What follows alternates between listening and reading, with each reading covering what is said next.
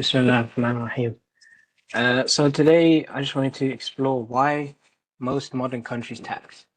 I'm going to give you some reasoning based on strategic moves, something known as game theory. I'll get into that more later. Oh, that's not them, I think. Okay, so does anyone have any idea why most modern countries tax? To get money. It's a good idea, yeah. But why would they not just? Oh, sorry. To build infrastructure like roads and healthcare and things like that. Yeah, yeah. That's exactly what I'm saying here. So, in recent Western history, there was an unchecked exploitation based on the free market, and that led to massive social imbalances. The disparity between the rich and the poor was just ever growing, and it just continued growing. So there was a response, and there was a shift to a more left-leaning politics, and this took into consideration more of the workers and the poor people's their point of view. The change mainly happened after World War II in the Western European countries, and it saw a growth in the welfare or social state.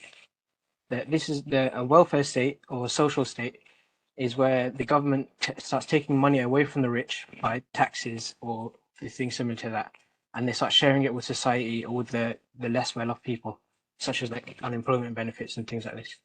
And the whole shift in like this political mindset in after World War II, that could be a whole spark session in its own right. So public goods, which is what we're saying is the supply of the social state. Public goods are things that can be used by anyone in society, and your use of it does not negatively impact another person's use of it. So, for example, public lighting. If there's a light bulb, a lamp post up, and you're walking past it using the light to have an illuminated street, you getting that light, it doesn't affect the person across the road also sharing that light. Another example is flood defense. If you live in the Netherlands and the dams that they have to stop the country from flooding, that stops the flooding, and that benefits everyone in society, and you benefiting from it doesn't affect someone else benefiting from it.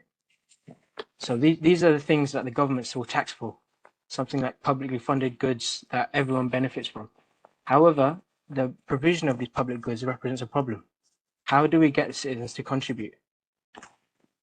So to answer this question, game theorists came up with an experimental scenario where they test if people would contribute to a public good if their contribution benefited themselves, if their contribution benefited everyone, including themselves. So the game is called a public good game. There's 10 subjects, and they're each in 10 rounds. At the start of each round, they're given £10, and they have a decision to make. They can either decide to contribute to a public pot, or they can keep the money for themselves. Any money contributing to the public pot will be tripled after each round and split between the 10 contestants. So it's simulating what public good is. So you're all contributing and you're all benefiting from it. There's 10 rounds where each one starts with £10. So the best case scenario is where everyone contributes their money. So at the end of the game, all contestants can take back all the money they've earned, and the best case scenario is where everyone contributes all their money every round. So the total sum of money earned by all participants is greatest. So if you're one participant and you contribute £10 each round, and everyone contributes £10, you'll get 10 times 3 divided by 10 each round. So you get £30 each round. So you get 300 in total. So does anyone have any predictions what might happen in this game?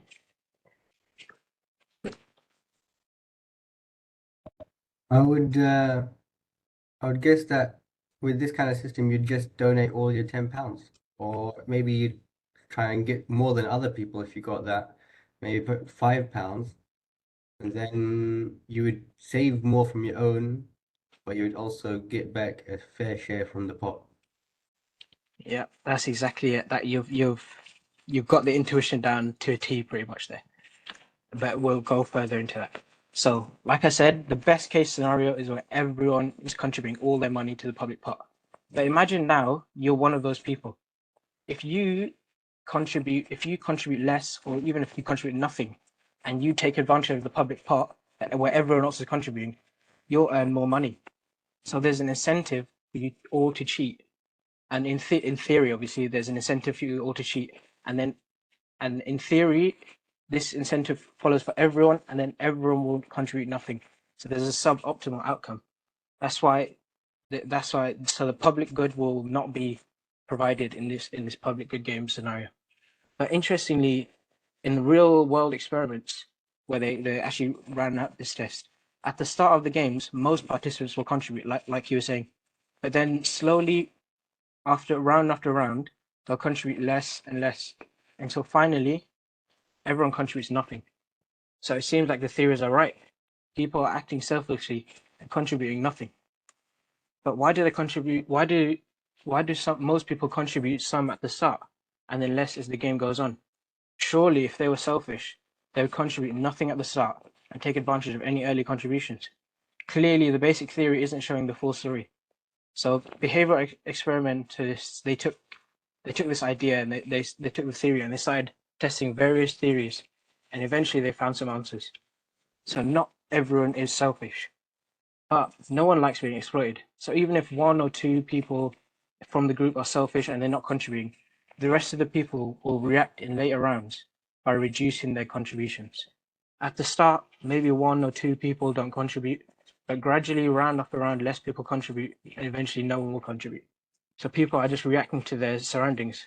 Eventually, it's leading to no one contributing to the public good. You might be thinking, surely if we can stop the original selfish people, these selfish subjects, we can stop the pattern and we can it can lead to provision of the public good. And that is actually supported by the evidence. Punishing selfish behavior prevents the original selfish people, and that in turn prevents the reactive selfish behavior. Contributions are maximized and everyone is cooperating. So we've in essence, we've created a system of forced contributions. That's otherwise known as tax. We've basically made a tax system. We've brought everyone together and created a welfare system. So now bring in all the elements of what we've gone through together.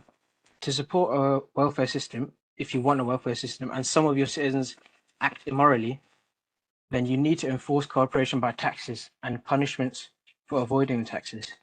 So that's why most countries will need a tax system, most modern countries, because some of their citizens won't contribute, some of their citizens won't give in charity, some of their citizens won't help others, and that leads to a snowballing effect where no one contributes or much less people contribute. Thank you for listening.